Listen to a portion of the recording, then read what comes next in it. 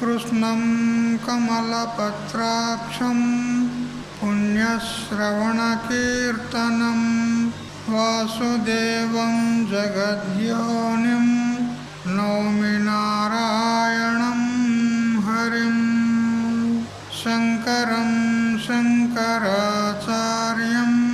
కేశవం బాదరాయణం సూత్రభాష్యకృతో వందే భగవంతో పునః పునః ఈశ్వరో గురురాత్మేతి మూర్తిభేద విభాగినే వ్యోమవద్వ్యాప్తదేహాయ దక్షిణామూర్తయే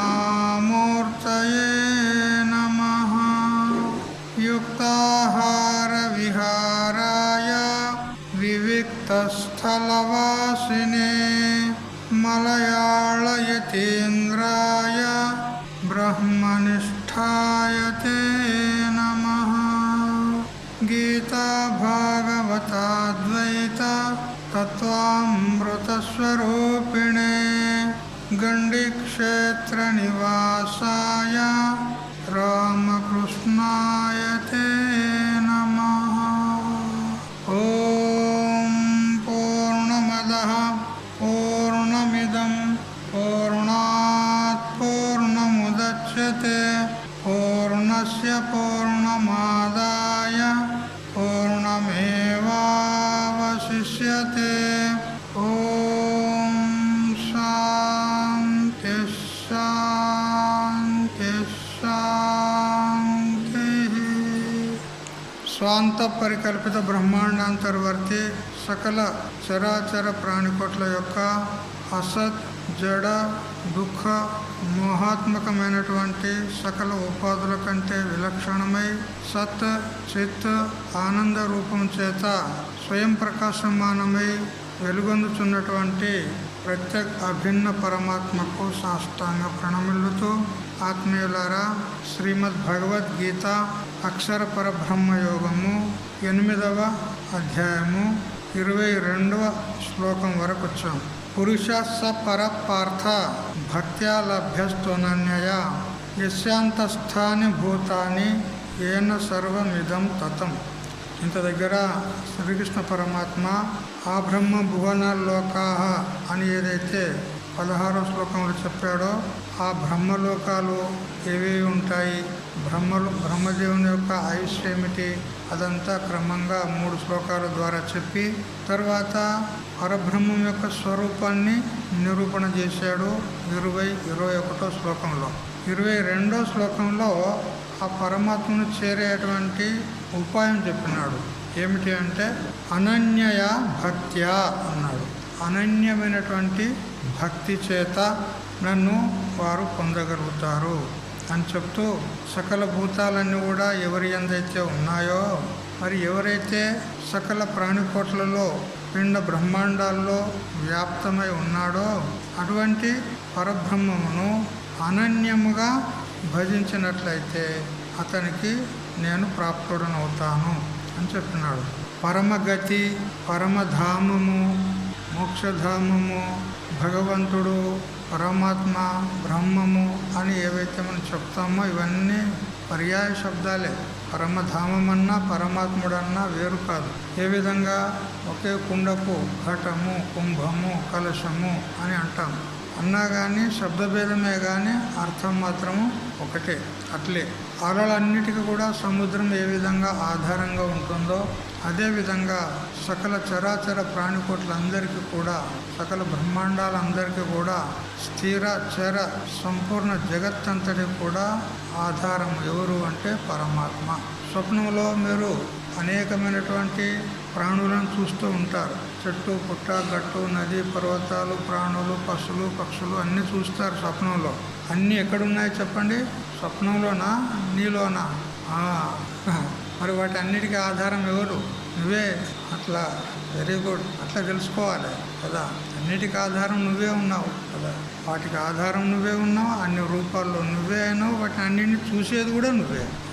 అట్లా పరమాత్మయే ఈ సంపూర్ణ పిండ బ్రహ్మాండాలు స్థిర అచర ప్రాణికోట్ల రూపంలో అన్ని రూపంలో తానే అయినాడు, అన్నిటికీ ఆధారము తానే అయినాడు, అన్నిటిలో తానే ఉన్నాడు.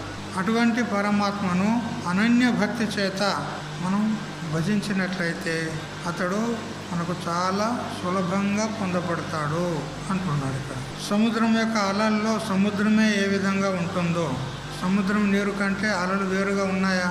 సముద్రము నీరే అలల వలె కనపడుతున్నాయి, కెరటాల వలె కనపడుతున్నాయి.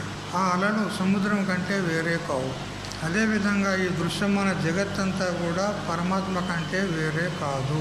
ఇక్కడ ఏన సర్వం ఇదం తతం అన్నాడు. తతం అంటే వ్యాప్తం. ఇదం సర్వం ఏన వ్యాప్తం, ఈ సంపూర్ణ జగత్తంతా ఎవరి చేత వ్యాప్తమై ఉన్నదో అంటాడు. ఈ శబ్దము మనకు భగవద్గీతలో 3 చోట్ల వచ్చింది. 2వ అధ్యాయంలో 17వ శ్లోకంలో వచ్చింది. ఇప్పుడు ఈ అధ్యాయంలో 22వ శ్లోకంలో వచ్చింది. 46వ శ్లోకంలో ఉంది. అంటే ఇదొక మహావాక్యం అన్నమాట. బ్రహ్మే వేదం సర్వం, ఇదంతా బ్రహ్మమే ఉంది అని ఉపనిషత్తులో చెప్పింది. జగద్బ్రహ్మల యొక్క అభేదాన్ని బోధించేటువంటి మహావాక్యం. అదేవిధంగా ఇక్కడ భగవద్గీతలో మయా తతమిదం సర్వం లేదా ఏన సర్వం ఇదం తతం అని చెప్పినాడు. అంటే అణువణువు కూడా అంతా నేనే, ఎందుగలడు అందు లేదు, ఎందెందు వెదకి చూసినా అందందే గలడు అని ప్రహ్లాదుడు చెప్పిన ప్రకారంగా నువ్వు ఏది చూసినా అది పరమాత్మనే. అంతే. అది జడ వస్తువు ఉండని, చేతన వస్తువు ఉండని, మంచి పదార్థం ఉండని, చెడు పదార్థం ఉండని, కొన్ని మనకు చెడ్డ పదార్థాలు కనపడతాయి. వాటిని చూస్తే చెడు పదార్థాలను మనం చూస్తాము, మంచి పదార్థాలను కూడా చూస్తాము. మనకు హేయకరమైనటువంటి పదార్థాలను కూడా చూస్తాం, వాటిని చూస్తే చీకొట్టుకుంటాం. అటువంటి నికృష్టమైన పదార్థాల్లో కూడా పరమాత్మ ఉన్నాడు. పరమాత్మ లేనిది అంటూ లేదు. అశుద్ధంలో కూడా పరమాత్మ ఉంది. అందువల్ల ఎందెందు వెతికి చూసినా, నువ్వు ఎక్కడ చూసినా కానీ పరమాత్మే ఉన్నాడు. ఎందుకు? అంతటా వ్యాపించి ఆ పరమాత్మనే ఉన్నాడు. జడ పదార్థాల్లో అస్థి భాతి ప్రియ రూపంలో ఉన్నాయి. ఏ విధంగా ఒక కుండ ఉందనుకో, ఘట అస్థి, ఘట భాతి, ఘట ప్రియం భవతి అంటాం. ఈ ఘటము అస్థి అంటే ఉన్నది, భాతి అంటే ప్రతీతి అవుతుంది, కనపడుతుంది, మరి ప్రియము కూడా ఉన్నది. ఘటం ప్రియం ఉన్నదా లేదా? కుండ ప్రియం ఉన్నదా లేదా? మనకు ఎందుకు ప్రియము? ఉపయోగపడుతుంది కదా. ధాన్యం పోసుకుంటాము, నీళ్లు పోసుకుంటాము, ఉపయోగపడుతుంది, ప్రియం ఉన్నది. అయితే ఆ ప్రీతి, ఆ జ్ఞానం, ఇది ఘటం ఉన్నదనే జ్ఞానము, మరి ఉన్నదనేటువంటి అస్తిత్వం, ఈ 3 కూడా పరమాత్మ యొక్క స్వరూపమే. నామరూపాలు ఏవైతే ఉన్నాయో అవి మిథ్య. అస్థిభాతి ప్రియం రూపం నామచేత్యంశ పంచకం ఆద్యత్రయం బ్రహ్మరూపం జగద్రూపం తతో ద్వయం అని అంటూ సరస్వతి రహస్యోపనిషత్తు చెప్తుంది. ప్రతి వస్తువులో కూడా అస్థి భాతి ప్రియము, నామము రూపము, ఈ 5 అంశాలు ఉంటాయి ప్రతి వస్తువులో కూడా. అస్థి భాతి ప్రియము ఇది పరమాత్మ యొక్క స్వరూపం అయితే నామరూపాలు మిథ్య, అవి కల్పితం. ఎందుకనంటే ఘటమును చూసినప్పుడు ఘటానికి ఒక ఆకారం ఉంది. కంబుగ్రీవాన్ ఘట అంటే ఉదరము వెడల్పుగా ఉంటుంది, మెడ సన్నగా ఉంటుంది, ఒక ఆకారం ఉంది. మరి దానికి ఘటం అనేది ఒక పేరు ఉంది. ఇవి కల్పితాలు. ఈ నామము రూపము కల్పితాలు. ఎవరు కల్పించారు? ఒక కులాలుడు, ఒక కుమ్మరివాడు ఈ విధంగా తయారు చేయాలి అని కల్పన చేసుకున్నాడు, దానికి ఒక పేరు పెట్టాడు. నామము రూపము కల్పితాలు. కానీ వాస్తవంగా ఉన్నది ఏదంటే అస్థి భాతి ప్రియము, అది ఎప్పుడూ ఉంటుంది. కుండ పగిలిపోయినా కూడా ఉంటుంది. కుండ పగిలిపోయినా కానీ పెంకులు ఉన్నవి, ప్రతీతి అవుతున్నవి, ప్రియం ఉన్నవి అని కూడా చెప్తాము. పెంకుల లోపల ఎవరికి ప్రీతి ఉంటుందండి? పెంకులు ఉన్నాయి, కుండ పగిలిపోయింది, ప్రీతి ఉంటుందా? అది ఉండదా? పూర్వము కుండను, మంచి కుండను పగులగొట్టి పేనం చేసుకుంటుండ్రు. మరి ప్రియం లేదా? ఉంది కదా. పూర్వం మంచి గుండెని పగలగొడుతుండ్రి. పగలగొట్టి దాన్ని పొయ్యి మీద పెట్టి ఆ కందులు, ఉలువలు, పెసర్లు వేయిస్తుండ్రి. అందులో పెంక గూడాలని వేస్తుండ్రి కదా. ఆ వేయించి వేయించి వేయించి అన్ని ఉప్పు నీళ్ళలో పోస్తే అవి గూడాలు అవుతున్నాయి. మంచిగా మస్తు టేస్ట్ ఉంటాయి. మీకు ఎరకలే, వాళ్ళకి ఎరికావు. మంగళం వెరీ గుడ్. అది అట్లా. మరి పెంకు కూడా ఉపయోగం ఉందా లేదా? ఇట్లా ఆ అస్థిపాతి ప్రియం అనేది అంతటా ఉన్నది. ఎక్కడ కూడా దానికి వ్యభిచారం లేదంటే ఇది లేదు అనేది లేదు, అంతటా ఉంది. నామరూపాలు మారుతూ ఉన్నాయి, కానీ అస్థిపాతి ప్రియం మాత్రం ఎప్పుడూ ఉంటుందన్నమాట. అదే పరమాత్మ రూపం. ఇక చేతన వస్తువుల్లోనైతే సత్తు, చిత్తు, ఆనంద రూపం చేత ఉంటుంది చేతన ప్రాణుల్లో. ఇట్లా అంతటా కూడా పరమాత్మ వ్యాపించి ఉంది. ఈ విధంగా మనకు ఏదేది ఇది ఇది ఇది ఇది అని మనకు ఏదైతే తెలియబడుతుందో అన్నిటిలో పరమాత్మ ఉంది అని చెప్పినాడు. ఆ పరమాత్మ అంతటా ఉన్నది అనేటువంటి ఏదైతే బుద్ధి ఉందో ఆ నామరూపాల మిథ్య అని తెలుసుకున్నాం, కానీ అందులో ఉన్నది పరమాత్మ అని తెలుసుకున్నాం. ఈ విధంగా అంతటా పరమాత్మ ఉన్నాడు అనేటువంటి బుద్ధి కలిగి ఉండడమే భక్తి. ఇంకా భక్తి అంటే వేరే ఏమి లేదు. ఆ తాళాలు అవి పట్టుకొని ఎగురడం అంటే భక్తి కాదు. అది భక్తి అనుకోండి, కాకపోతే అది స్థూలమైనటువంటిది. కానీ ఇది అసలైనటువంటి భక్తి. అంతటా పరమాత్మ వ్యాపించి ఉన్నాడు, అణువణువులో ఉన్నాడు, ప్రతి ప్రాణిలో ఉన్నాడు అనేటువంటి ఈ విధంగా దృష్టి ఏదైతే ఉందో ఇదే అసలైనటువంటి భక్తి. జగద్గురు శంకరాచార్యుల వారు కూడా వివేక చూడమల్లో చెప్తాడు. ఏమనంటే స్వస్వరూపానుసంధానం భక్తిరీత్యభిధీయతే అన్నారు. స్వస్వరూప అనుసంధానం చేయడం అంటేనే అసలైనటువంటి భక్తి. స్వస్వరూపాన్ని అంటే మన యొక్క స్వరూపాన్ని చింతన చేయడం అనేది అసలైనటువంటి భక్తి. మన స్వరూపాన్ని అనుసంధానం చేయడమే ఇది అసలైనటువంటి భక్తి. ఇక బాహ్యంగా మనం భజన చేస్తున్నాము, నామస్మరణ చేస్తున్నాము, ఇదంతా భక్తిలోనే గణన అవుతుంది. కానీ ఇది స్థూల దృష్టి వాళ్ళ కోసము, అత్యంత బహిర్ముఖంగా ఉన్నటువంటి వాళ్ళ కోసం కొంచెం ప్రవృత్తి చేయాలి. ఆధ్యాత్మ మార్గంలో వాళ్ళని ప్రవృత్తులను చేసి మెల్లమెల్లగా నడిపించుకుపోవాలని ఆ విధంగా చెప్పడం జరిగిందే, కానీ అది అసలైన భక్తి కాదు. శాస్త్రంలో కూడా ఆయా అధికారులను బట్టి ఆయా ఉపాయాలు, ఆయా సాధనాలు చెప్పింది ఉన్నది. నామస్మరణ చేసుకో నీకు మోక్షం కలుగుతుంది అని చెప్పింది ఉన్నది. జపం చేసుకో నీకు మోక్షం కలుగుతుంది అని చెప్పింది ఉన్నది. దానం చేసుకో నీకు మోక్షం కలుగుతుంది అని చెప్పింది ఉన్నది.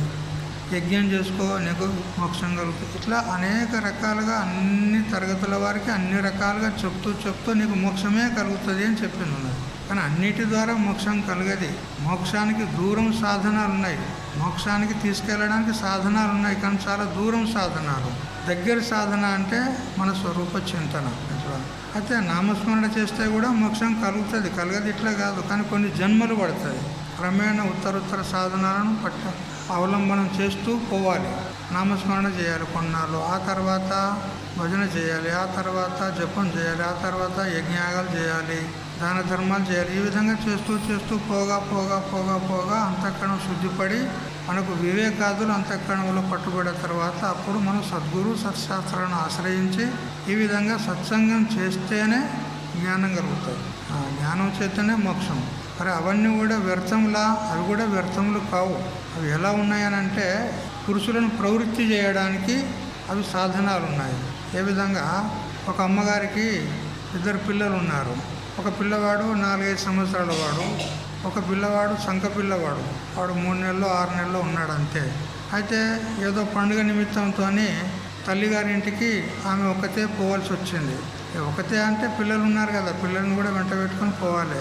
భర్త వేరే ప్రయాణం మీద వేరే వ్యక్తికి వెళ్ళిపోయినాడు. ఇక ఈమె ఒంటరిగా ప్రయాణం చేస్తుంది వాళ్ళ అమ్మగారింటికి వెళ్ళాలని. నడిచి వెళ్ళాలి, పూర్వకాలంలో సాధనాలు ఏమి లేవు.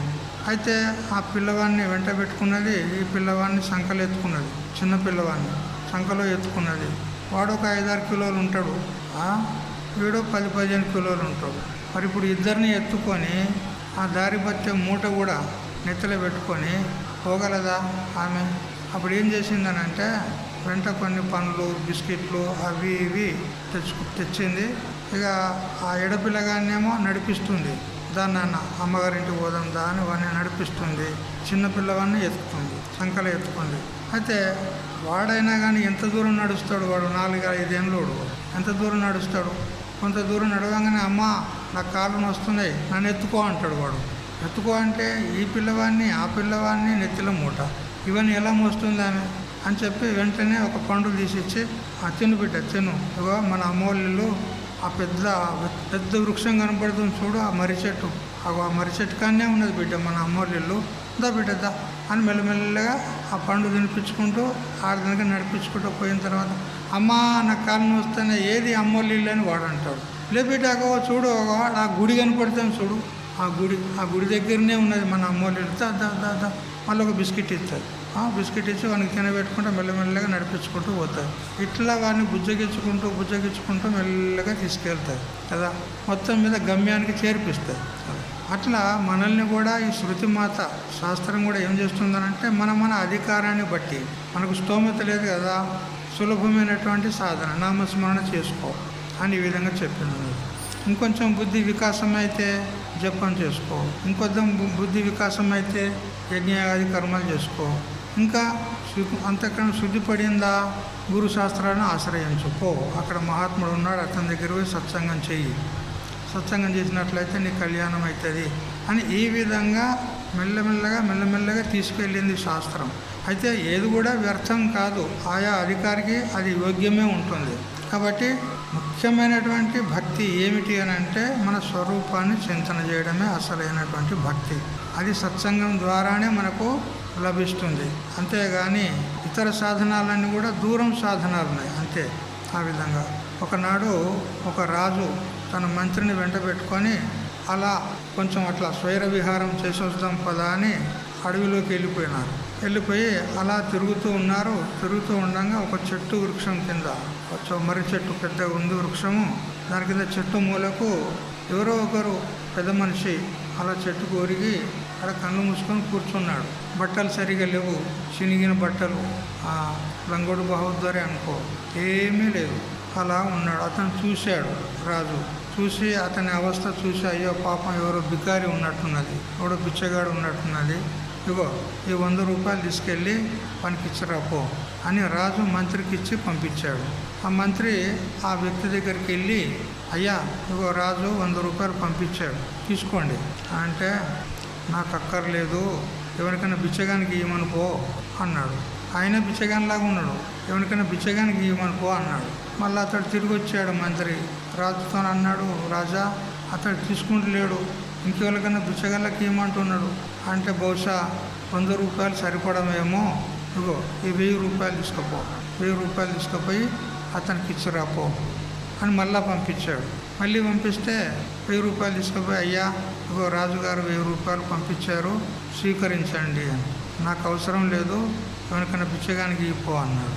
మళ్ళా తిరిగి వచ్చాడు, ఇవి సరిపోమేమో, అతనికి సరిపడవేమో అని చెప్పి ఒక 10,000 రూపాయలు తన ఆ సంచలించి తీసి ఇచ్చి పంపించాడు. మళ్ళీ పోయాడు మంత్రి, ఏమండి ఓ రాజుగారు 10,000 రూపాయలు పంపించారు, స్వీకరించండి, నాకు వద్దని చెప్పినా పదే ఎందుకు వస్తావు నువ్వు, ఎవరికన్నా బిచ్చగాళ్ళకి ఇవ్వపో, వాళ్ళకు ఉపయోగం అవుతాయి, నాకేం అవసరం పో అన్నాడు. మళ్ళీ తిరిగి వచ్చాడు, అప్పుడు బహుశా ఇవి కూడా సరిపోవేమో, సరే నేనే వస్తున్న పదా అని చెప్పి 20,000 తీసి తన సంచలించి తీసి ఆయన కాళ్ళకాడ పోస్తాడు, ఇగో తీసుకో అంటాడు. ఏ రాజా పిచ్చిగిట పట్టిందా నీకు, ఎన్నిసార్లు పంపించినా కానీ నేను వద్దనుకుంటే మళ్ళీ తీసుకొచ్చి ఇస్తున్నావు, నాకు అవసరం లేదు పో, ఎవరికైనా దానం చేయపో, ఇంత పుణ్యం కలుగుతుంది, నాకెందుకు ఇస్తావు పో అంటాడు. ఏమయ్యా ఎవరికన్నా బిచ్చగానికి ఇవ్వు అని అంటున్నావు, నీకంటే బిచ్చగాడు ఎవడు ఉన్నాడు చెప్పు, నువ్వే బిచ్చగానిలాగా ఉన్నావు, అందుకనే ఇస్తున్నా నేనెందుకు బిచ్చగాన్ని అవుతా, నేను రాజులకు రాజునున్నా, చక్రవర్తికి చక్రవర్తినున్నా, ఇంద్రుని కంటే గొప్ప పదవి ఉన్నది నాది, నువ్వు ఏమనుకుంటున్నావు నువ్వు అన్నాడు అతడు. నువ్వు చక్రవర్తి ఉన్నావా, మరి నీ రాజ్యం ఏది, నీ సేవకులు ఎవరు, నీ సైన్యం ఏది, నువ్వు రాజు అయితే ఇవన్నీ ఉండాలి కదా అంటే, నా దగ్గర 10 మంది సేవకులు ఉన్నారు, వాళ్ళు ఎప్పుడు నిరంతరము అనుక్షణము కూడా నా సేవ చేస్తూ ఉన్నారు. 10 మంది సేవకులు ఎవరు వాళ్ళు, 10 ఇంద్రియాలు నా దగ్గర ఉన్నాయి, 5 జ్ఞానేంద్రియాలు, 5 కర్మేంద్రియాలు నా సేవకులు, అంతేనా కాదా. చేతులు ఏం చేస్తాయి, తినబెడతాయి, సేవ చేస్తాయి కదా, కళ్ళు చూస్తున్నాయి, చెవులు వింటున్నాయి, ఇవన్నీ నా సేవకులు, 10 మంది సేవకులు ఉన్నారు, ఏమనుకుంటున్నావు అన్నాడు. మరి సైన్యం కూడా ఉండాలి కదా, నువ్వు చక్రవర్తి అయితే గొప్ప సైన్యం ఉన్నది నాకు. ఈ దైవీ సంపత్తి ఏదైతే ఉందో ఇదంతా నా సైన్యం అంటాడు కదా. 12వ అధ్యాయంలో అద్వేష్ట సర్వభూతానం మైత్ర కరుణ ఏవచ్చ అని చెప్తూ అధ్యాయ పర్యంతం మొత్తం ఏవైతే గుణాలు చెప్పున్నాడో అవి దైవీ సంపత్తి. మరి 13వ అధ్యాయంలో అమానిత్వం, అదంబిత్వం, అహింస, క్షాంతిరార్జవం అంటూ అక్కడ అనేక గుణాలు చెప్పినాడు, అది కూడా దైవీ సంపత్తి. మరి 16వ అధ్యాయంలో అభయం సత్వ సంశుద్ధి జ్ఞానయోగ వ్యవస్థితి అని అంటూ అక్కడ కూడా దైవీ సంపత్తి చెప్పినాడు కదా. ఇదంతా నా సైన్యమయ్యా. నాకు బాహ్య శత్రువులుంటే నీకున్నట్టు నాకు సైనికులు కావాలి. నాకు బాహ్య శత్రువులు లేరు, నా అంతఃశత్రువులు ఉన్నారు కదా, వాళ్ళని అనుక్షణము అణచిపెట్టడానికి నా సైన్యం రెడీలో ఉంది. దైవీ సంపత్తి నాకెందుకే సైన్యం, బయట సైన్యం, దాంతో పని లేదు నాకు. నా సైన్యం నా లోపలనే ఉన్నదంటాడు. అప్పుడు మరి రాజన్నప్పుడు ధనం ఉండాలి కదా అతని దగ్గర. నీ దగ్గర ఏం ధనం ఉన్నది? లంగోట్ బహాదూర్ ఉన్నావు నువ్వు, ఏం ధనం ఉన్నది నీ దగ్గర అని అంటే ఆత్మచింతన అనేటువంటి చింతామణి నా దగ్గర ఉన్నది అంటాడు. ఆత్మచింతన అనేది చింతామణి నా దగ్గర ఉన్నది. చింతామణి అంటే చింతితమేవ దత్తే చింతామణి. మనం ఏది చింతన చేస్తే అది ఇస్తుంది. చింతామణిలో అటువంటి ప్రభావం ఉన్నది. అటువంటి చింతామణి నా దగ్గర ఆత్మచింతన అని చింతామణి ఉన్నది, నాకేం తక్కువ ఉంది అంటాడు. ఇంతేకాదు, నేను తలుచుకుంటే ఇనుమును కూడా బంగారం చేయగలను, ఎన్ని టన్నులు కావాలంటే అన్ని టన్నుల బంగారం చేయగలను, అటువంటి రసాయనం నా దగ్గర ఉంది అంటాడు. ఓ నాకు నీ ద్రవ్యం నాకెందుకు అని అంటాడు. అప్పుడు రాజు తిరిగి వచ్చేస్తాడు. కానీ రాత్రికి పడుకున్నాక అతను నిద్ర పడతలేదు రాజుకు. ఆ సంఘటన అది గుర్తుకొస్తుంది. ఆయన దగ్గర ఏం రసాయనం ఉండొచ్చు, ఎన్ని టన్నుల ఇనుమునైనా బంగారం చేయగలుగుతాను, అటువంటి రసాయనం నా దగ్గర ఉంది అన్నాడు. అయితే నిజంగానే ఉండొచ్చు రసాయనం, మళ్ళీ కలుసుకోవాలి. ఆ రసాయనం ఏమిటో ఆ బంగారము తయారు చేస్తా అన్నాడు కదా, నాకు కూడా తయారు చేసి ఇవ్వమంట బంగారాన్ని. ఇనుమును తీసుకుపోయి బంగారం తయారు చేసి ఇవ్వమంట. బాగా బంగారం తయారు చేసుకున్న తర్వాత ఆ సంపదను సేకరించి అస్త్రశస్త్రాలు సంపాదించుకొని ఆ పక్కనున్న రాజ్యాన్ని గెలిచి ఆ రాజ్యాన్ని కూడా నా రాజ్యంలో కడుక్కుంటాం. రాజులకు ఇదే కాంక్ష ఉంటుంది, దరిద్రం కాంక్ష కదా. పక్కొన్ని వాడిని అణిచిపెట్టి వాడిని స్వాధీనం చేసుకొని వాని రాజ్యాన్ని లోపరుచుకునేది ఇదో పిచ్చి రాజులకు. అయితే వీడు అనుకున్నాడు రసాయనం ఉందన్నాడు ఆయన దగ్గర, మహాత్ముని దగ్గర. ఆ రసాయనం చేత ఇనుములు తీసుకెళ్ళి నేను బంగారం చేయించి నేను పెద్ద కోటీశ్వరుని ధనవంతుని అయ్యి ఆ ధనంతో అస్త్రశస్త్రాలు సంపాదించి నేను పక్క రాజ్యాన్ని కాజేసుకుంటా. అయితే ఉదయం పూట పోతే అందరు మంది ఉంటారు, ఇప్పుడైతే ఏకాంతంగా ఉంటాడు, ఆయనతో మాట్లాడడానికి మంచిగా ఉంటుందని ఆ రాత్రికి రాత్రే బయలుదేరిపోయాడు. నిద్రపోలే, రాత్రి బయలుదేరి ఒక్కడే పోయాడు. మంత్రిని కూడా తీసుకెళ్ళలే, ఒకడే పోయి నమస్కారం చేసిన తర్వాత, ఏం రాజా మళ్ళీ ఏం పని వచ్చినావు, ఈ రాత్రి పూట రావడానికి కారణమే ఉన్నది నువ్వు అని అంటే, స్వామీజీ మీ దగ్గర ఏదో రసాయనం ఉన్నది అన్నారు కదా, మరి నేను కొన్ని టన్నుల ఇనుము తీసుకొస్తా, దాన్ని మీరు బంగారంగా చేస్తారా, చేస్తే మీరు చాలా ఉపకారం చేసిన వాళ్ళు అవుతారు అని ప్రార్థన చేశాడు. అప్పుడు మహాత్ముడు తెలుసుకున్నాడు, వీనికి లోభం పెరిగింది అనుకొని తప్పకుండా చేస్తా అన్నాడు. నువ్వు ఎన్ని టన్నుల ఇనుమునైనా తీసుకురా, నేను బంగారం చేస్తా అన్నాడు. కానీ నేను చెప్పినట్టు నువ్వు చెయ్యాలి, ప్రతిరోజు నువ్వు నా దగ్గరికి రావాలి, ప్రతిరోజు కూడా నువ్వు నా దగ్గరికి రావాలి.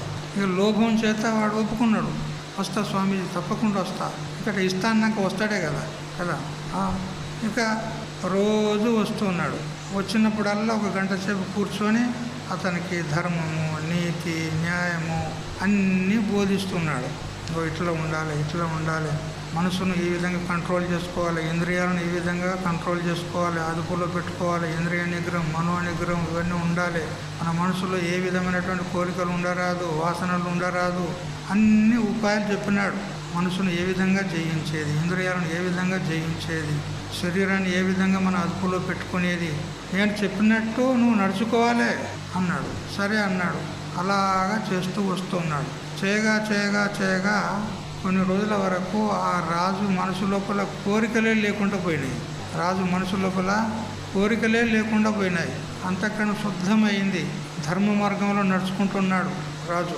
అప్పుడు చాలా రోజులైన తర్వాత, ఏమయ్యా రాజా, నీకు బంగారం కావాలన్నావు కదా, మరి బంగారం ఇవ్వనా అంటే, ఆ రాజు అంటాడు, వద్దు స్వామి, నాకు బంగారం వద్దు కదా, బంగారం లాంటి నీ బోధ నాకు దొరికిన తర్వాత ఈ దరిద్ర బంగారం నాకెందుకు, నాకు అవసరం లేదు.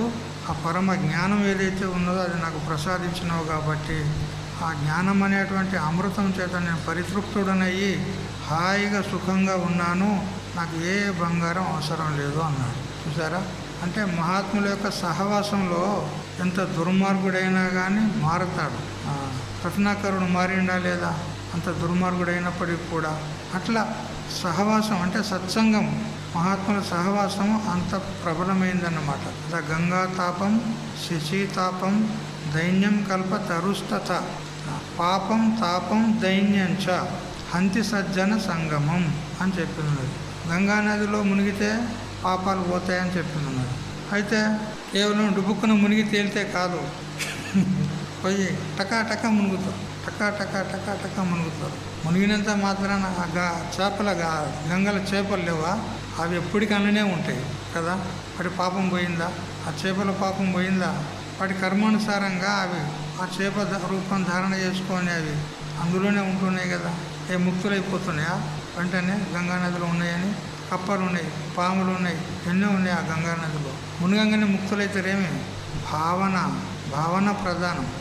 ఏ గంగామాత నేను తెలిసో తెలియకనో ఈ జన్మలోనో పూర్వజన్మలోనో ఎన్నో పాపాలు చేసి ఉండవచ్చు, ఈ జన్మలో కూడా పాపాలు చెయ్యలే, ఇట్లా కాదు. కాబట్టి నేను పునీతుడను కావాలి, నా పాపాలని నష్టం కావాలి అని భావన చేస్తూ ఆ గంగా నది కాదు గంగా దేవత అని భావన చేసి ప్రార్థన చేస్తే పని పాపాలు పోతాయి కదా. అయితే ఒక్కొక్కరు అక్కడ మంచిగానే మొక్కుతారు, అమ్మ తల్లి గంగా తల్లి అని బాగానే మొక్కుతారు. మళ్ళీ ఇంటికి వచ్చి మళ్ళీ ఎప్పటిలాగా మొదలు పెడతారు కదా. ప్యాకాట ఆడేది అదే మొదలు పెడతారు. బీడీలు తాగేది, సిగరెట్లు తాగేది, సరాయి తాగేది, అబద్ధాలు ఆడేది అన్నీ మళ్ళీ మొదలు పెడతారు.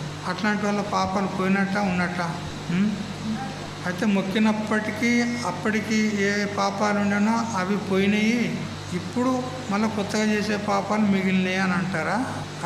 అప్పుడు గంగాదేవికి మొక్కే ఆ టైం వరకు అది వరకు చేసిన పాపాలన్నీ మొక్కినాం కదా, మొక్కినాం కాబట్టి అప్పటి వరకు అప్పటికి మన ఫోల్డర్ క్లీన్ అయిపోయింది, చేసిన పాపాలన్నీ డిలీట్ అయిపోయినాయి. మళ్ళీ కొత్త పాపాలు మాత్రమే ఉన్నాయి, పాత పాపాలు పోయినాయి అంటారా? పాత పాపాలు కూడా అట్లే ఉంటాయి, పోవు. ఎందుకంటే మన బుద్ధి ఏం మారలేదు, ఎట్లు పోతాయి? అట్లా గంగానదిలో మునిగినంత మాత్రాన పాపాలు పోవు. ఇక చంద్రుడు కదా, శశి తాపం అని చెప్తున్నది.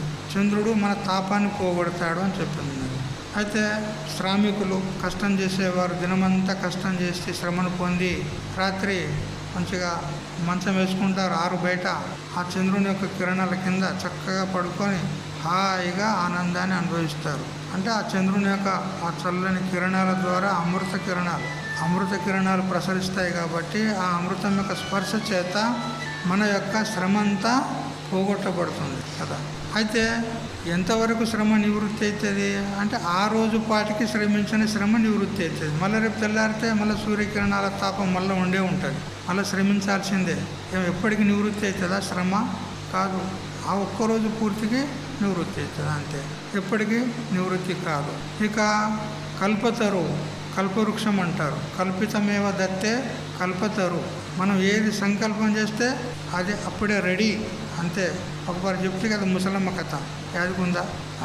నారద మహర్షి ఒక ముసలమ్మ బాగా కష్టపడుతుంటే అయ్యో పాపం ముసలమ్మ అయింది, శాతగాకుంటున్నది, ఇప్పుడు ఈ వయసులో ఈమెకు ఇంత కష్టం ఎందుకు, ఈమెకు సుఖంగా ఉంచితే ఆమెకు కావలసినవన్నీ కల్పవృక్షం సమకూర్చి పెడుతుంది, అందుకని ఈమెను కల్పవృక్షం కింద కూర్చుండబెడతా అని కల్పవృక్షం దగ్గర తీసుకుపోయి కూర్చుండబెట్టాను. ఆ కల్పవృక్షం కింద అమ్మ నీకు ఏ కష్టం లేకుండా అన్నం కావాలా ఏం కావాలా అన్నీ నువ్వు ఏది అనుకుంటే అవి అయితే ఇక్కడ అవి వచ్చేస్తాయి, నువ్వేం కష్టం చేయొద్దు అని చెప్పి కల్పవృక్షం మీద కింద కూర్చుండబెట్టినాడు. కూర్చుండబెట్టి నారదుడు వెళ్ళిపోయిన తర్వాత కొంతసేపటికి ఆకలి అయింది. అయ్యో ఆకలి అవుతుంది కదా, ఎట్లా అనగానే అన్నం వచ్చింది కదా, ధూపు అవుతుందంటే నీళ్ళు వచ్చినాయి, అన్నీ వచ్చినాయి. అయ్యో పండుకోవాలి కదా, ఎట్లా వండుకోవాలి, కింద భూమి మీద అంటే మంచం వచ్చేసింది. మంచిగా గాదీలు అంటే పరుపులు మెత్తలు అన్నీ వచ్చేసినాయి, దాని మీద హాయిగా పండుకున్నది. పండుకొని లేచిన తర్వాత అయ్యో ఇప్పుడు ఉట్టిగుండి ఏం చేయాలి, ఇంత పెండ ఉంటే బాగుండు కదా, పిడికలన చేస్తుంటే కదా అన్నది. ఇంత ఇంత పేడ ఉంటే బాగుండు కదా, పిడికలు చేస్తుంటే కదా, ఉట్టిగుండి ఏం చేయాలి అని అనిపించింది. వెంటనే ఇంత పెద్ద పేడ కుప్ప వచ్చేసింది. పిడికలు చేసుకుంటూ కూకున్నది. ఆ స్వభావం ఎక్కడ పోతుంది, గుణం ఎక్కడ పోతుంది? కల్పవృక్షం ఉన్న తర్వాత మళ్ళా అదే పని చేసుకుంటూ కూకున్నది. పేడ పిడికలు చేసుకుంటూ కూకున్నది. నారదుడు చూశాడు, ఈ దరిద్రం ముసల్దానికి ఇది ఏ శ్రమ చేయొద్దు, దీనికి కష్టం ఉండొద్దు అని చెప్పి నేను కల్పవృక్షం మీద కింద పడితే మళ్ళీ అదే పని చేస్తుంది. దీనికి ఇదే పని మంచిగా ఉన్నది, రా అమ్మ ముసలమ్మ రా. మళ్ళా ముసలమ్మని తీసుకొచ్చి భూమి మీద ఎత్తేసాడు. సావు ఇక్కడనే సావు అన్నాడు కదా. అందుకని కల్పవృక్షం ఏం చేస్తుందంటే మనం ఏది కల్పన చేస్తే అది ఇస్తుంది కదా. ఇంకో కథ కూడా చెప్పినా కదా, వాడు బాటసారి పోతూ ఉన్నాడు, అలసిపోయినాడు, కొంచెం నీడ ఉంటే బాగుండు కదా అనుకున్నాడు. ఆడొక పెద్ద వృక్షం చూసినాడు, అది కల్పవృక్షం ఉన్నది. అది కల్పవృక్షం అని వానికి తెలియదు కదా. బాగా అలసిపోయి చెమటలు గారుతూ ఉన్నాయి అనుకున్నాడు. కొంచెం నీళ్లుంటే, చల్లటి నీళ్లుంటే బాగుండు కదా అనుకున్నాడు. వెంటనే నీళ్ళు వచ్చినాయి, ఆడికి చల్లని కుండల నీళ్ళు వచ్చాయి. చాలా బాగున్నాయి నీళ్ళు అని ఆ నీళ్ళు తీసుకున్నాడు, ముఖం కట్టుకున్నాడు, తాగిండు, దప్పిక తీరింది. బాగుంది అన్నాడు. కాసేపటికి ఆకలి అయింది. అయ్యో అన్నం ఉంటే బాగుండు కదా అనుకున్నాడు. అన్నం వచ్చేసింది కదా. అన్నం తిన్నాక తమోగుణం వస్తుంది కదా. ఎందుకంటే ఆ ఆహారంలో ఆల్కహాల్ ఉంటుంది. ఆహారంలో ఆల్కహాల్ ఉంటుంది. ప్రతి ఆహార పదార్థాలు ఆల్కహాల్ ఉంటుంది. తినంగానే కూరుపట్లు వస్తాయి. కొంచెం బుద్ధి తమో గుణాన్ని ఆవరిస్తుంది. పడుకుంటే బాగుండు కదా అనుకున్నాడు. మంచం వచ్చేసింది, వరకు వచ్చేసింది. అది కల్పవృక్షం ఉన్నది. ఏది సంకల్పం చేస్తే అది వస్తాయి. వాడు అనుకున్నాడు, అబ్బా నేను ఏది సంకల్పం చేస్తే అది అవుతుందంటే నేను సంకల్ప సిద్ధిని పొందినా అనుకుంటున్నాడు వాడు కదా. వాడు అనుకున్నాడు, మా ఆవిడ కూడా ఉంటే బాగుండు కదా అనుకున్నాడు. వెంటనే ఆమె వచ్చేసింది. అరే మా ఆమెను ఇంటికాడ వదిలేశాను కదా, వీడికి ఎట్లా వచ్చింది? బహుశా ఈమె దయ్యం కావచ్చు అనుకున్నా, దయ్యమే అయింది అది. అయ్యో నేను మింగుతుంది కావచ్చు, మింగింది వాడిని.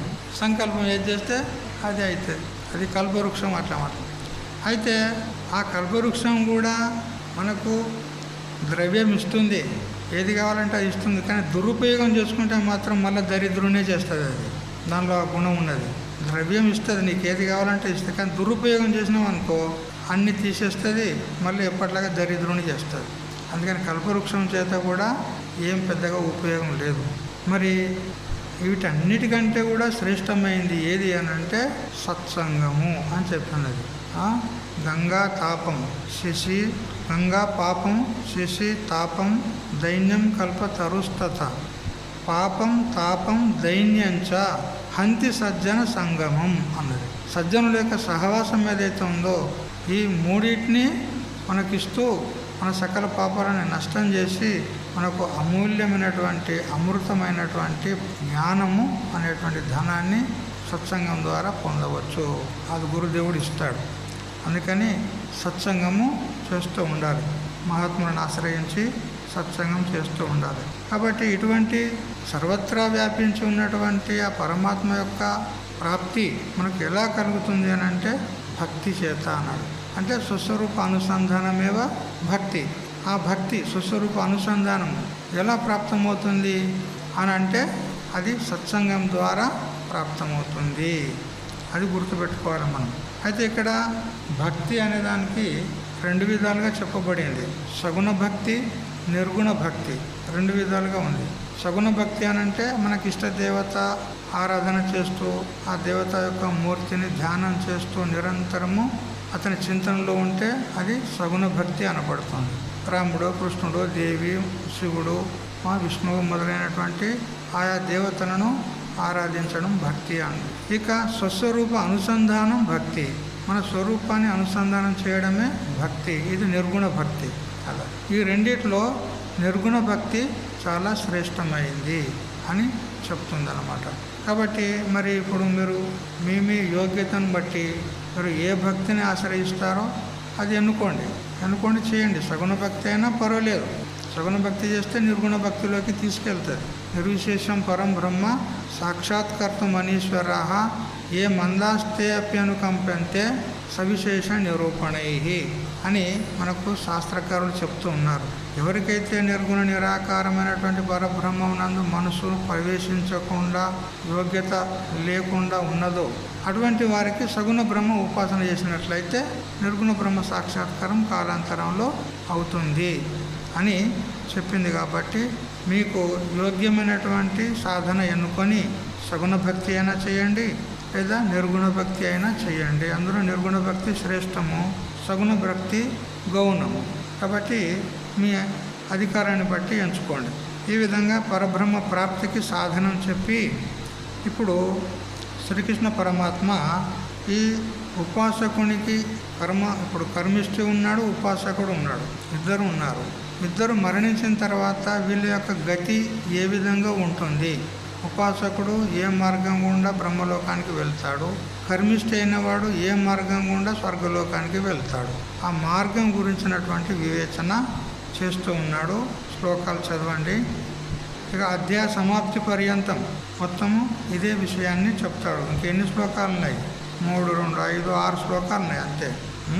ఇక్కడ ఎత్ర కాలే త్వనావృత్యం ఆవృత్యం చైవ యోగిన ప్రయాతాయాంతి తం కాలం వక్ష్యామి భరతర్షభ అని అంటూ, అంటే ఏ కాలంలో ఎవరు అంటే ఉపాసకుడు కానీ కర్మిష్ఠి కానీ శరీరాన్ని వదిలి ఏ మార్గం గుండా వెదులుతాడో, ఏ మార్గం గుండా వెళ్తాడో దాని గురించి నీకు నేను చెప్తున్నాను అని అంటూ 23వ శ్లోకంలో చెప్పినాడు. ఇప్పుడు ఆ మార్గం గురించిన వివేచన చేస్తూ ఉన్నాడు. ఇది కూడా సంక్షేపంగా చెప్తున్నాడు, విస్తారంగా ఉపనిషత్తుల్లో ఉంది, మరియు బ్రహ్మసూత్రంలో చాలా విస్తారంగా విచారణ చేయబడింది. ఇక్కడ సంక్షేపంగానే చెప్తూ ఉన్నాడు. 3 శ్లోకాలు చదవండి. 24, 25, 26. అగ్నిర్జ్యోతిరః శుక్లః షణ్మాసా ఉత్తరాయణం తత్ర ప్రయాతా గచ్చంతి బ్రహ్మ విదో జనాః ధూమో రాత్రిస్తథా కృష్ణః షణ్మాసా దక్షిణాయనం తత్ర చాంద్రమసం జ్యోతిః యోగి ప్రాప్య నివర్తతే శుక్లకృష్ణే గతి హ్యేతే జగతః శాశ్వతే మతే ఏకయా యాత్యనావృత్తిం అన్యయా వర్తతే పునః. 24వ శ్లోకంలో ఉపాసకుని గతి చెప్పినాడు. 25వ శ్లోకంలో సకామ కర్మిష్ఠుని యొక్క గతి చెప్పినాడు. ఇక్కడ అగ్ని, జ్యోతి, అహహ అంటే దినము, శుక్ల అంటే శుక్లపక్షము, షణ్మాస ఉత్తరాయణం అని ఈ విధంగా చెప్పినాడు. అయితే ఇక్కడ అగ్ని, జ్యోతి, దినము అని అంటే దీని తాత్పర్యం ఏంటంటే మరణించిన తర్వాత ఉపాసకుడు అగ్ని అభిమాని దేవత అధీనంలో ఉంటాడు. ఆ అగ్ని అభిమాని దేవత దినాభిమాన దేవతకు ఒప్పచెప్తాడు. ఇక్కడ అగ్ని, జ్యోతి, అహం, శుక్ల అంటే ఇక్కడ అభిమాని దేవతలను తీసుకోవాలి. అగ్ని స్థూలమైన అగ్ని, శుక్లపక్షం అంటే శుక్లపక్షం 15 రోజులు ఏదైతే మనకు నెలలో వస్తుందో అట్లా తీసుకోవద్దు, వాటి అభిమాని దేవతలను తీసుకోవాలి. ఆ మరణించినటువంటి ఉపాసకుణ్ణి అగ్ని అభిమాని దేవత దినాభిమాన దేవతకు ఒప్పచెప్తాడు. ఆ దినాభిమాన దేవత పక్షాభిమాన దేవతకు అంటే శుక్లపక్ష అభిమాన దేవతకు అప్పచెప్తాడు. ఈ జీవుణ్ణి మరణించిన తర్వాత ఈ ఉపాసకుణ్ణి స్థూల శరీరం అయితే ఇక్కడే ఉంటుంది, ఆ సూక్ష్మ శరీరం ఏదైతే ఉందో దాన్ని శుక్ల పక్షం అంటే పక్షాభిమాని దేవతకు ఒప్పచెప్తాడు. అతడు ఉత్తరాయణం అభిమాని దేవతకు ఒప్పచెప్తాడు. ఆ తర్వాత బ్రహ్మలోకం నుంచి ఒక అమానవ పురుషుడు వస్తాడు, వచ్చి అతన్ని బ్రహ్మలోకానికి తీసుకెళ్తాడు. ఆ ఉపాసకుడు బ్రహ్మలోకానికి వెళ్ళి మనం పొద్దున చెప్పుకున్న ప్రకారంగా బ్రహ్మదేవునికి ఆయుష్ ఎంత అంటే 4 మన లెక్క ప్రకారంగా 4 యుగాలైతే ఒక మహాయుగం. అటువంటి 1000 మహాయుగాలైతే అతనికి ఒక పగలు. 1000 మహాయుగాలైతే ఒక రాత్రి, అంటే 2000 మహాయుగాలైతే ఒక్క రోజు అతనికి. అట్లా 100 సంవత్సరాలు లెక్క పెట్టండి. అతనికి ఎన్ని వేల యుగాలైతే చూడండి, అంతకాలము బ్రహ్మలోకంలో ఉంటాడు. ఎవరు? ఉపాసకుడు. ఆ బ్రహ్మదేవునితో పాటు ఉచ్చకోటి భోగాలను అనుభవించి ఆ ప్రళయ కాలంలో ఆ బ్రహ్మదేవుని యొక్క 100 ఏళ్ళ ఆయుష్ నిండిన తర్వాత అతడు కూడా పోతాడు, కాలగర్భంలోకి పోతాడు. అయితే అతడు కూడా శరీరాన్ని వదిలినప్పుడు మహాప్రళయం ఏర్పడుతుంది. ఆ మహాప్రళయ కాలంలో ఆ బ్రహ్మదేవుని యొక్క ముఖారవిందం నుండి ఈ ఉపాసకులు మనలాగా ఎంతోమంది పోతారు. అక్కడ కోటాను కోట్ల మంది ఉంటారు. వాళ్ళందరికీ కూడా ఒకేసారి తత్వమసి మహావాక్యం ఉపదేశం చేస్తాడు. అప్పుడు ఆ మహావాక్యాన్ని చింతన చేసి వాళ్ళు అక్కడనే జ్ఞానాన్ని పొంది అక్కడి నుంచి అటే ముక్తులవుతారు. ఇది ఉపాసకుల యొక్క క్రమ. ఇక ధూమ మార్గం అంటే కర్మిష్టి ఎవడైతే ఉంటాడో, కోరికల చేత కర్మలు చేసిన వాడు, స్వర్గం కావాలని కర్మలు చేసిన వాడు ఎవడైతే ఉంటాడో వాడు ధూమ మార్గం. ధూమం అంటే పొగ. పొగ అంటే ఏంది? అజ్ఞాన మార్గం అని అర్థం, తాత్పర్యం. ఉపాసకుంది జ్యోతిర్మార్గం అంటే ప్రకాశ రూపమైనటువంటి మార్గము. జ్ఞాన మార్గం అని చెప్పుకోవాలి. జ్ఞానం అంటే ఈ ఎవరైతే ఇక్కడనే జ్ఞానాన్ని పొంది ఎవరైతే ఇక్కడనే సద్యోముక్తిని పొందినారో అటువంటి జ్ఞానం కాదు, ఉపాసన అని తెలుసుకోవాలి. వాళ్ళది ప్రకాశ మార్గం, ఎవరిది? ఉపాసకులు. ఇంకా ధూమ్ర మార్గం అంటే అజ్ఞాన మార్గం. వీళ్ళు చనిపోయిన తర్వాత ఈ దినాభిమాని దేవత, పక్షాభిమాన దేవతకు అప్పచెప్తాడు. వీళ్ళ కర్మ కూడా ఇట్లనే. పక్షాభిమాన దేవత దక్షిణాయనము అంటే ఇది దక్షిణాయన మార్గం అవుతుంది. ఎవరిది? కర్మిష్టిది. ఆయనది ఉత్తరాయణ మార్గం, ఉపాసకుంది. అయితే ఈ దక్షిణాయన మార్గం గుండా ఇతడు చంద్రలోకానికి పోతాడు. చంద్రలోకం అని దానికే పితృలోకం అంటారు, దానికే స్వర్గలోకం అని కూడా అంటారు. స్వర్గానికి పోతాడు. స్వర్గానికి పోయి ఇతని పుణ్యం ఉన్నంత వరకు స్వర్గభోగాలను అనుభవిస్తాడు. పుణ్యం ఉడిచిన తర్వాత మళ్ళీ ఇతనికి ఆగమనం ఉంది. ఇతడికి ముక్తి లేదు అక్కడ. మళ్ళీ తిరిగి మనుష్యలోకానికి మళ్ళీ జన్మిస్తాడు వచ్చి. అయితే ఉపాసకునికి మళ్ళీ ఆగమనం లేదు, గమనం ఉంది, కానీ మళ్ళీ ఆగమనం లేదు. అక్కడనే ముక్తుడవుతాడు. కానీ ఇతడు మాత్రం మళ్ళీ తిరిగి వస్తాడు. క్షీణే పుణ్య మర్త్యలోకం విశంతి అని చెప్పిన ప్రకారంగా మళ్ళీ తిరిగి వస్తాడనమాట. ఇది కర్మిష్టి యొక్క మార్గం. అయితే ఈ కర్మిష్టి కూడా స్వర్గం నుంచి మళ్ళీ తిరిగి భూలోకానికి వచ్చేటప్పుడు ఒక స్టెప్ బై స్టెప్ అంచెలంచెలుగా వస్తాడు. ఒకేసారి భూలోకానికి రాడు. ఆ క్రమం ఎట్లున్నదంటే ద్యూ పర్జన్య పృథ్వీ పురుష యోషిత్ అని చెప్పిన ప్రకారంగా స్వర్గం నుంచి ద్యూలోకానికి వస్తాడు, ఆకాశ మండలానికి వస్తాడు.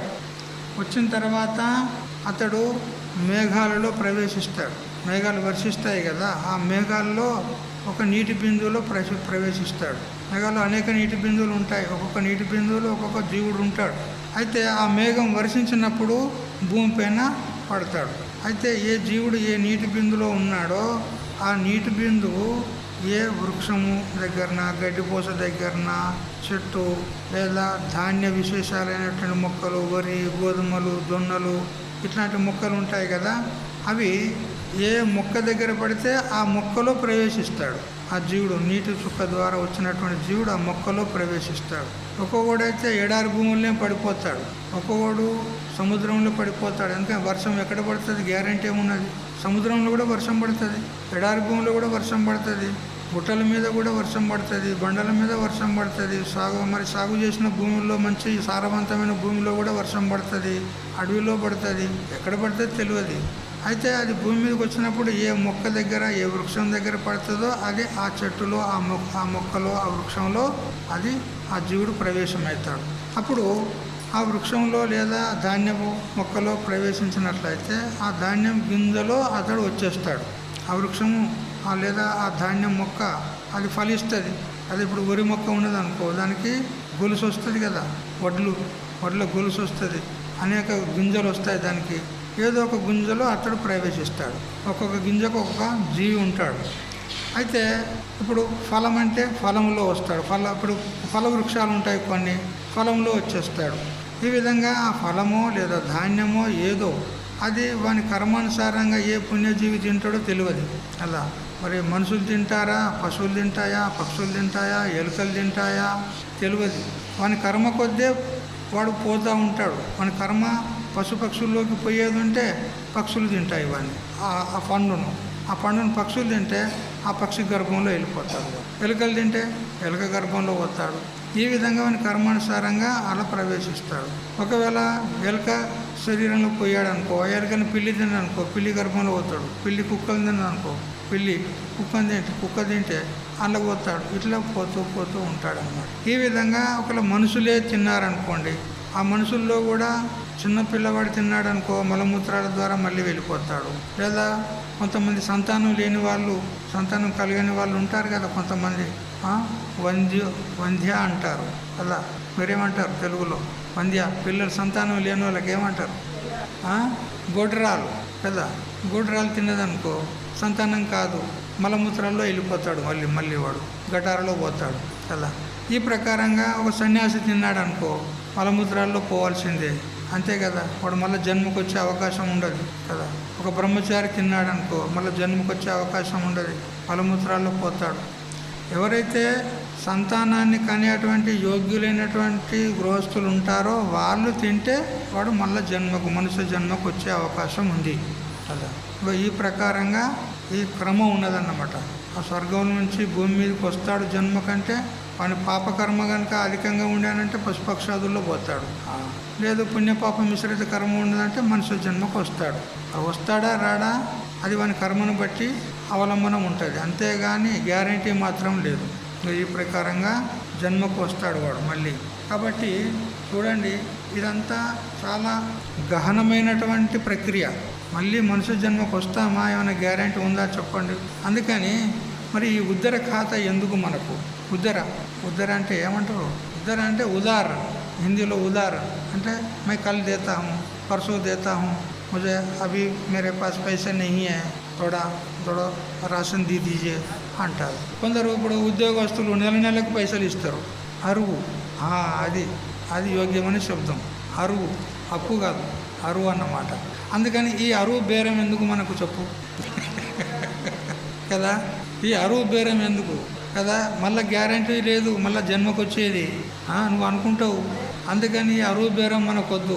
ఇప్పుడు ఏం చేయాలంటే ఇప్పుడే ఈ శరీరం ఉన్నప్పుడే ఎక్కడ పోయేది లేదు. ఇక ఏ లోకలోకం, బ్రహ్మలోకం వద్దు మనకు, చంద్రలోకం వద్దు, స్వర్గలోకం వద్దు. అవన్నీ చాలా కష్టంతో కూడుకున్నటువంటి మళ్ళీ జన్మకు ఏ జన్మలో పోతామో తెలియదు. అందుకని అరువు బేరం మనకొద్దు, మనకు ఇప్పుడే కావాలి మోక్షం, అంతే. రొక్క బేరం కదా, రొక్క బేరం చేసుకోవాలి, కానీ ఈ అరువు బేరం మనకెందుకు? అందువల్ల మీరేం చేయాలంటే తొందరపడి కదా, అతి శీఘ్రంగా తొందరగా మంచిగా ఆ బ్రహ్మజ్ఞానాన్ని సంపాదించుకోండి, మహాత్ములను ఆశ్రయించండి, సత్సంగం చేయండి, రోజు చింతన చేయండి, మన స్వరూపం ఏంది తెలుసుకోండి కదా. కొద్దిగా మేము చెప్తూనే ఉన్నాం కదా, పదే చెప్తూనే ఉన్నాం. మేము చెప్పింది మీరు గట్టిగా నిర్ణయం తీసుకున్నా చాలు, మళ్ళీ వినేదేం అక్కర్లేదు. మేము చెప్పింది గట్టిగా ముడేసుకోండి కదా. అప్పుడు ముడేస్తారు కదా కదా. 7 జన్మల బంధం నీది నాది అని ముడేసుకుంటారు కదా. ఎన్నెన్నో జన్మల బంధం కదా. ఆ ముడి ఇప్పేయండి, ఈ ముడేసుకోండి. నేను చెప్పింది ఏంది? అహం బ్రహ్మాస్మి బ్రహ్మైవాహమస్మి కదా. అందుకని ఇది చిజ్జడ గ్రంథి అంటారు. అంటే జడచేతనాల యొక్క తాదాత్మ్య అధ్యాస. ఈ శరీరం నందు నేను అనేడు బుద్ధి, ఇది శరీరంతో మనము ముడేసుకున్నాం కదా. ఇదే చిజ్జడ గ్రంథి, హృదయ గ్రంథి అంటారు కదా. ఈ ముడి ఇప్పేసుకోవాలి మనం. అంటే ఈ శరీరంతో నాకేం సంబంధం లేదు అని ముడిని తెంచేసి నేను కేవలం పరమాత్మ స్వరూపుణ్ణి, శుద్ధ చైతన్య స్వరూపుణ్ణి, సచ్చిదానంద స్వరూపుణ్ణి. అందుకని అహం బ్రహ్మైవ అని ఈ విధంగా గట్టిగా ముడేసుకోండి. ఆ ముళ్ళని నిప్పేసేయండి ఇట్లా. సరే, ఈ ప్రకారంగా మరి ఈ మార్గాల గురించి భగవంతుడు చెప్పాడు. ఇక అంతిమ శ్లోకాలు ఒక 2 ఉన్నాయి, అవి కూడా చదివి ముగించండి. 27వ శ్లోకం, 28వ శ్లోకం. నైతే శృతి పార్థ జానన్ యోగి ముహ్యతి కశ్చన తస్మాత్ సర్వేషు కాలేషు योगयुक्तो भवार्जुन वेदेषु यज्ञेषु तपस्सु चैव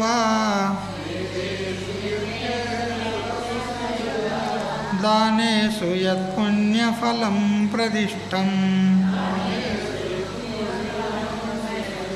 अत्येति तत्सर्वमिदं विदित्वा योगी परमस्थानमुपैति चाद्यम् ॐ सहना भवतु सहनौ भुनक्तु सह वीर्यं करवावहै तेजस्विनावधीतमस्तु मा विद्विषावहै ॐ शान्ति शान्ति शान्तिः।